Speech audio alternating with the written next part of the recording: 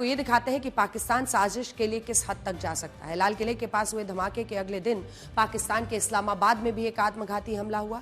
यह धमाका इस्लामाबाद की जिला अदालत के बाहर एक गाड़ी में हुआ और इसमें एक पुलिस वैन का इस्तेमाल किया गया था।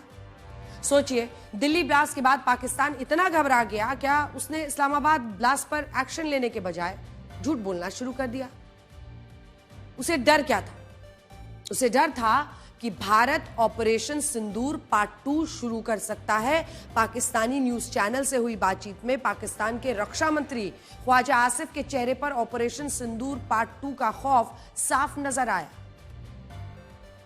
ख्वाजा आसिफ को डर था कि धमाके में पाकिस्तान का नाम जरूर आएगा, इसीलिए उन्होंने पुरानी तरकीबें लगाई। सोशल मीडिया पर अफवाह फैलाने वाले एक्स हैंडल्स की तरह उन्होंने भी दिल्ली ब्लास्ट को सिलेंडर ब्लास्ट बता दिया। टीवी चैनल पर बैठकर वो खुलेआम झूठ बोलने लगे और कहा कि दिल्ली ब्लास्ट स्थानीय आतंकियों का काम है। पाकिस्तान पर अगर आरोप लगा तो वो साजिश ही होगी। झूठ बोलने के मोर्चे पर ख्वाजा आसिफ ही नहीं लगे रहे, बल्कि पाकिस्तान के प्रधानमंत्री शहबाज शरीफ, बूट पॉलिश पीएम शुरू हो गए। इस्लामाबाद में आत्मघाती हमले के पीछे भारत का हाथ बता दिया। उनका कहना है कि इस्लामाबाद धमाके में फितना अल ख्वारिज और फितना अल हिंदुस्तान नाम के संगठन है और ये संगठन भारत की मदद से अफगानिस्तान से ऑपरेट हो रहे हैं।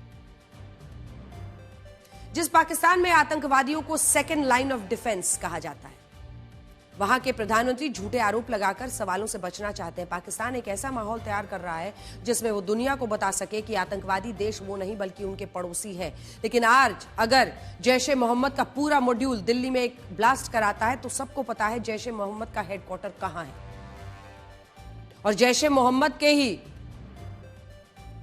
आतंकियों के जो आला है, उसके परिवार के लोगों की जब बुरी तरीके से मौत हुई, उसके बाद ये झुंझलाहट जिसकी वजह से आज जैश ए मोहम्मद जो पाकिस्तान में है वो अपने हैंडलर्स के जरिए भारत में क्या करा रहा है, इसका सच दुनिया देख रही है। सच ये है कि पाकिस्तान के प्रधानमंत्री, रक्षा मंत्री दोनों को पता नहीं है कि आत्मघाती हमले पर पाकिस्तानी जनता को बताना क्या है। शहबाज शरीफ भारत पर आरोप लगा रहे हैं, ख्वाजा आसिफ अफगानिस्तान पर।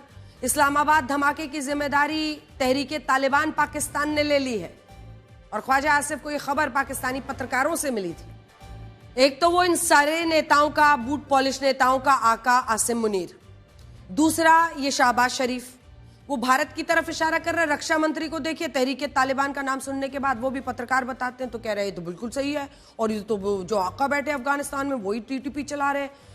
अब इनको आपस में ही नहीं पता है कि दोष किस पर देना है। धमाकों में टीटीपी का नाम सामने आने के बाद पाकिस्तान बौखला गया। उसने अफगानिस्तान के खिलाफ बड़ा युद्ध छेड़ने की धमकी दी है। ख्वाजा आसिफ ने पाकिस्तानी टीवी चैनल से कहा कि इस्लामाबाद में हुए कार बम धमाके का जवाब वो बड़े हमलों से देंगे। आतंकवाद पर पाकिस्तान का पाखंड बार बार सामने आता है। फिर सामने आया आतंकी सरगना हाफिज सईद का संगठन लश्कर तैयबा भारत में मासूमों का कत्ल करता है। उसका पॉलिटिकल विंग पाकिस्तान में समाज सेवा के वीडियोस बना रहा है। इस्लामाबाद कार बम धमाके के बाद लश्कर का राजनीतिक धड़ा है। अब आजकल पाकिस्तान मरकजी मुस्लिम लीग उसे राहत बचाव का ड्रामा किया। लश्कर के इस मुखौटा संगठन ने राहत बचाव कर्मियों के कपड़े पहनकर लोगों को खाना पीना भी बांटा है। सबसे अनोखी बात तो यह है कि लश्कर जैसा आतंकी संगठन जिसके हाथ हजारों मासूमों की खून से सने हुए हैं, उससे जुड़े ये लोग आतंकवाद की निंदा कर रहे थे। ये पाकिस्तान में ही हो सकता है। जिस तरह की डायलॉग बाजी इन लोगों ने की थी, यकीन मानिए हमें भेड़ की खाल में भेड़िया वाली कहानी याद आ गई।